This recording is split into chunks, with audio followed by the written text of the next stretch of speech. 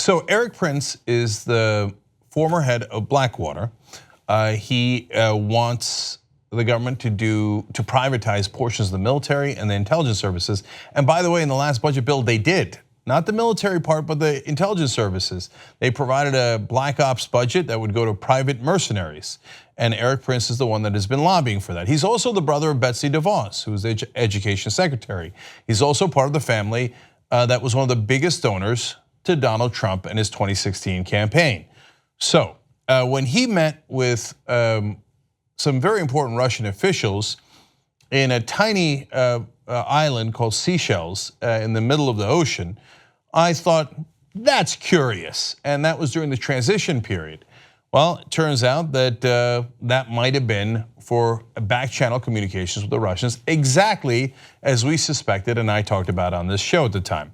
So we're gonna show you that clip in a second, but let me give you some background. In January of 2017, so again, as part of the transition time, Erik Prince, the founder of the private security company Blackwater, met with a Russian official close to Russian President Vladimir Putin, and later described the meeting to congressional investigators as a chance encounter that was not a planned discussion of US-Russia relations. Now let me show you how amusing that is. I'll show you a map of where Seychelles Island is. Yeah, Erik Prince, deeply connected to Donald Trump, happened to be off the coast of Africa in this random island in the middle of the ocean, and lo and behold, so was one of Putin's top henchmen.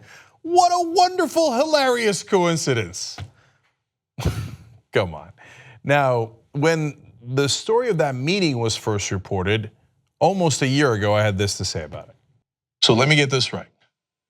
Erik Prince does a secret meeting with the Russians in Seychelles Islands.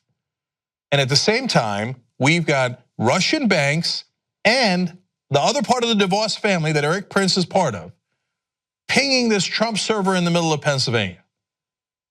And you think those things are not connected. I got news for you. They are significantly connected. Now, the question that could change history, and I'm not using hyperbole here, I mean it literally, is can they prove it? Well, it turns out Robert Mueller, the special counsel, is now looking into if they are in fact connected and in fact is part of the deal. So one more context and amusing denials here. Last year, Prince told lawmakers and the news media that his Seychelles meeting with Kirill Dmitriev, the head of the Russian government-controlled wealth fund, was an unplanned, unimportant encounter that came about by chance because he happened to be at a luxury hotel in the Indian Ocean island nation with officials from the United Arab Emirates. That's another funny part of the story. The UAE brokered the deal, apparently with a guy named George Nader that I'm going to tell you about in a second. And so you've got incredibly important people from the UAE government. You got Erik Prince, and according to other witnesses, he represented himself as the Trump envoy at that meeting with the head of the Global Wealth Fund for the Russians. And he says, I mean, of all the bars to walk into in the middle of the Indian Ocean, they happen to walk into mine. Come on, who is naive enough to believe that that was an actual coincidence? That's preposterous. Okay, so we find out today in the Washington Post, special counsel Robert Mueller has gathered evidence that a secret meeting in Seychelles just before the inauguration of Donald Trump was an effort to establish a back channel between the incoming administration and the Kremlin. So how did they get this evidence? Well, there's a lot of different ways they could have gotten it, but one guy is George Nader, a wealthy businessman from the Middle East who brokers these kind of deals and meetings. So George Nader, a Lebanese-American businessman who helped organize and attend the Seychelles meeting, has testified on the matter before a grand jury gathering evidence about the discussions between Trump transition team and the emissaries of the Kremlin. If Nader was in the meetings where they actually discussed the back channel deliberations and how the Trump administration would secretly talk to the Kremlin, and Nader testified about it, good night, Irene. But we don't know because it's secret. It's part of the grand jury proceedings. We know that they've got somebody who was there and he has testified. Okay, we're nearing the end game here, guys. Investigators now suspect the Seychelles meeting may have been one of the first efforts to establish such a line of communications between the two governments These people said Nader's account is considered key evidence, but not the only evidence about what transpired in Seychelles, according to people familiar with the matter. Okay, well, if they've got a number of different kinds of evidence on that, the Trump administration is in even bigger trouble. If you're wondering, hey, what's the big deal? The Russians and the Americans, we communicate with the Canadians, the Chinese. Yeah, there's official communication lines, but those are monitored. They wanted unmonitored, unofficial communication that the rest of the US government didn't know about. Gee, I wonder why. I wonder if it was to do perfectly legal things that they could have done under normal channels, or to perhaps do things that they didn't want monitored because they were not so legal. Okay, come on, this is so obvious. It's so obvious. Okay, anyway, let's finish up here. Nader, by the way, not related as far as I know to Ralph Nader, who would be deeply embarrassed about all this. Anyway, George Nader and the Seychelles meeting are also of interest to Mueller's team as it examines whether any foreign money or assistance fueled the Trump campaign and how Trump officials during the transition and early days of the administration communicated with foreign officials, particularly Russians. Look, I've always maintained that I think that the Russian interference in the election is very important as it relates to them getting into the voter registration rolls.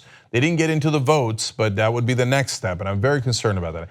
I am not that concerned about Twitter trolls that they had or 21 Tumblr accounts that they had. And so the Russians funneling money into the election, there was another story out about how they funneled 10 million to the NRA, who then gave it to Trump. That would be problematic. That's a significant issue of foreign interference and money being funneled, which is illegal. You cannot have foreign money in our elections. But overall, I don't think that's why Hillary Clinton lost the election. I think she was a terrible candidate. There were many reasons why she lost the election. I'm not worried about that nearly as much as I am about, does Donald Trump have a secret deal with them, maybe relating to the sanctions being lifted for the ExxonMobil Rosneft deal?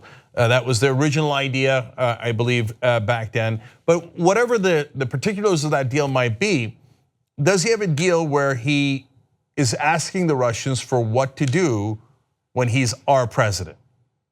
That is massively problematic, and of course would and should cost them the presidency. Would, but probably won't, I should say should, but probably won't get him jail time. But it's not, the investigation is not concluded, and if it turns out I'm wrong and they just happened to run into each other at Seychelles and have a drink and they talked about fantasy football and went home, okay, then Mueller will find out and those witnesses will tell him. If it turns out that I was right about it, and by the way, if I'm wrong about it, I'll come out here and I'll tell you guys, hey, sorry, I thought it was a secret deal, but it turns out it wasn't, my bad. If it turns out it was a secret deal and Trump was getting notes from the Russians for what to do with American policy, I'm sure that everyone will also come back and apologize to us, saying, our bad, you were right all along. I'm sure that'll happen, right? What you just watched was one of the videos that we do today, but we actually do a whole 2-hour show every single day. It's a podcast. You could watch it in video or listen to it as audio. You can download it, you can stream it, and you get it completely ad-free if you could become a member of the Young Turks. TYTnetwork.com/join.